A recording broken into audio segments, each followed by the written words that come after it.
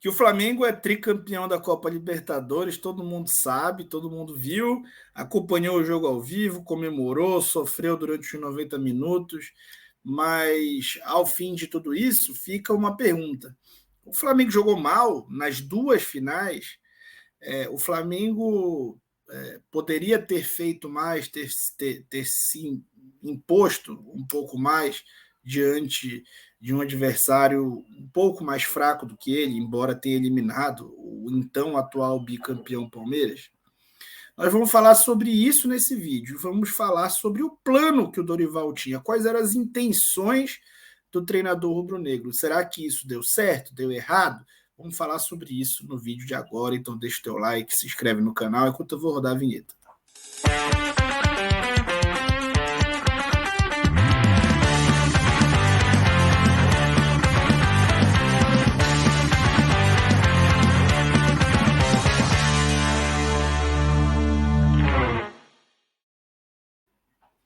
Lembrando a você que você pode ser um patrono aí do meu trabalho, você pode patrocinar o meu trabalho ou apoiar o meu trabalho se tornando membro do canal. Membros do canal, além de conceder esse apoio, que vai ser muito bem-vindo, participa do canal de Telegram, onde eu faço a transmissão tática dos jogos, todos os jogos do Flamengo, e farei da Copa do Mundo, de todos os jogos que eu assistir, tá? Do Brasil, eu assistirei todos certamente. Então, vamos falar do plano de Dorival. O Flamengo jogou mal, quais foram os erros e acertos. Então, gente, para começar, eu queria só falar sobre um tema.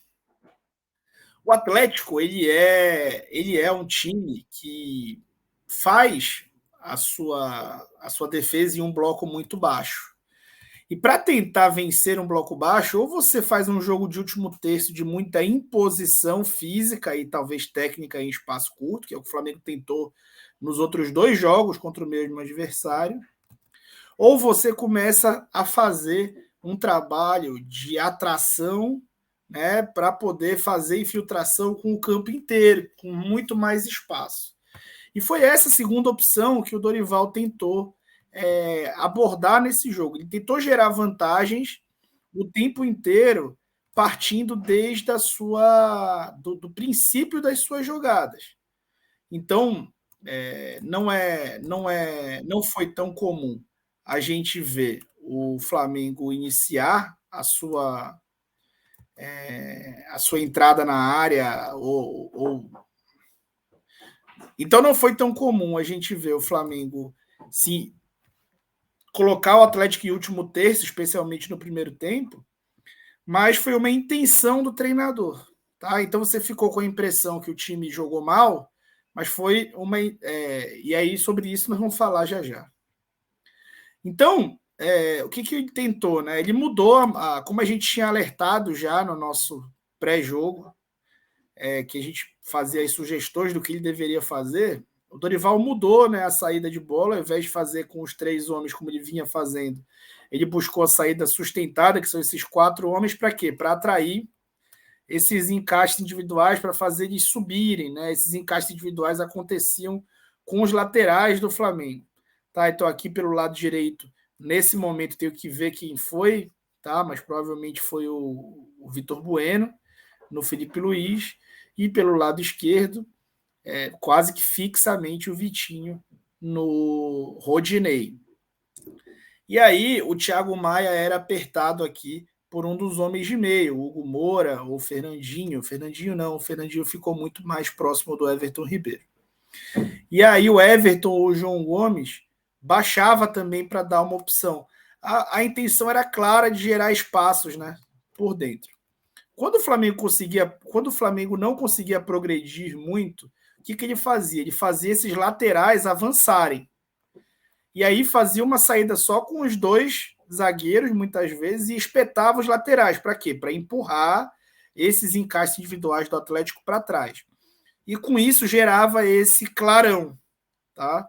E aí o que o Flamengo fazia? Fazia os zagueiros avançarem nesse clarão para tentar fazer uma divisão de referência desses encaixes individuais, fazer esse cara ter que combater e abrir o Felipe Luiz livre, a mesma coisa do outro lado.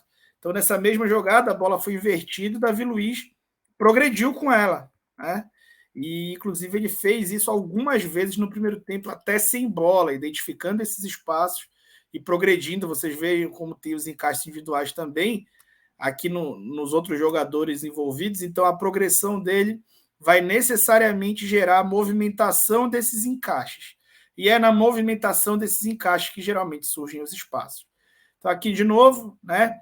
A saída com os 4 homens, o Thiago Maia à frente, aqui a equipe bem geometricamente posicionada. A gente vê um jogador pela direita, um por dentro, e aí pela esquerda, quem é que estava caindo? Né? A maior parte do primeiro tempo foi o Pedro. Né? O Pedro, quando o Flamengo estava em ataque aí posicional, quando estava em construção por baixo, o Pedro abria pelo lado esquerdo, né? E aí ocupava esse espaço. O João Gomes tentando fazer movimentos em diagonal, o Everton Ribeiro, o Gabigol, muita gente tentando atacar esse espaço aqui no lado esquerdo, porém com outras dinâmicas também. Eventualmente, quando o Flamengo vencia essa primeira linha e não tinha assim uma facilidade tão grande de avanço como nesses casos aqui, o time sim baixava o Thiago Maia, mas já numa outra fase de ataque, já numa segunda fase que a gente chama de construção.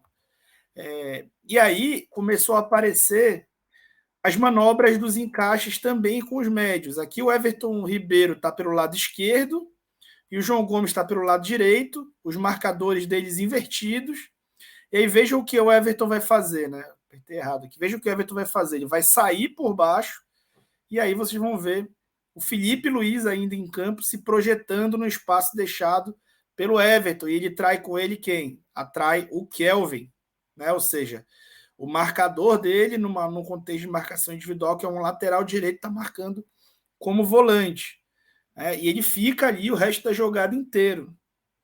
E o Everton já atuando, mais atacando como um lateral esquerdo, um ala esquerdo nesse momento do jogo. Uma salada, uma troca de posições incessante para tentar manipular esses encaixes individuais desde o início das jogadas. Aqui um movimento que aconteceu 3 vezes, com o João Gomes uma, com o Everton Ribeiro outra e com o Gabigol outra. A bola está com o Léo Pereira, o Flamengo recua aqui o Felipe, no caso já era o Ayrton, atrai a atenção desse jogador, o Kelvin está marcando por dentro, porque não tem ninguém para ser marcado aqui posicionado, no Flamengo sem ninguém no lado esquerdo, e aí alguém se desmarca e se projeta no espaço vazio. O Gabigol, nesse movimento, vai para dentro da área, faz um cruzamento e conquista um escanteio para o Flamengo. Aqui uma outra situação muito, muito curiosa, muito bacana mesmo, assim, uma coisa claramente coordenada e estudada. O Thiago Maia, né, quando o Flamengo tinha a sua saída sustentada, aqui os 4 homens, o Thiago Maia ficava dando apoio e começou a ser marcado. E aí o que aconteceu? Né? Começou não, foi marcado desde sempre, quando o Atlético tentava subir um pouco o bloco. E aí o que acontece? Aqui era o Gabigol caindo, normalmente era até o João Gomes, ele baixava, o Maia se projetava, mas continuava com uma vigília aqui com o jogador que está dividindo referência. Né? Ele está observando o Maia nas costas dele e observando o Léo Pereira à sua frente. Aí o Everton Ribeiro vai fazer o seguinte movimento. O Everton Ribeiro vai baixar e vai trazer com ele o Fernandinho. E aí o Maia vai avançar, ou seja, bateram-se os homens de frente do Atlético e o Thiago Maia progride com um espaço incrível à sua frente. O Arrascaeta se projeta aqui no facão, o Maia demora para dar, o Flamengo conquista um escanteio nesse lance, não uma chance clara de gol. O Maia, um pouco mais de decisão, com um pouco mais de refino nessa tomada de decisão, teria colocado o Arrascaeta na cara do gol. Aqui, de novo, né, o Flamengo atrai a linha ofensiva do Atlético Paranaense e o Everton vai baixar de novo. O Everton baixa, traz com ele aqui o Alex Santana, desculpa, eu falei Fernandinho, mas é o Alex Santana, traz com ele o Alex Santana, atrai a atenção e lá vai o Thiago Maia. Né? E aqui os homens do Atlético todos amontoados, manobrados pela jogada. E lá foi o Thiago Maia identificando a vantagem por dentro. Aqui no gol do Flamengo, né, o gol do título do Gabigol, vejam onde o Everton inicia a jogada, uma jogada que é construída desde a defesa.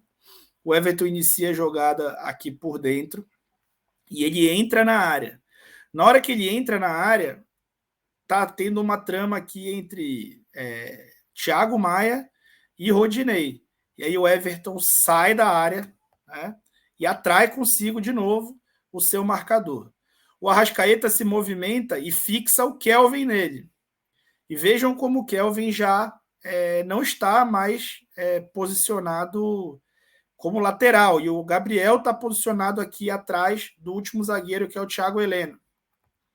E aí, né, depois a gente já sabe o que aconteceu, mas fato é que a fixação do Arrascaeta e o posicionamento do Pedro à frente do Thiago Heleno fez o Gabigol ficar completamente livre, né?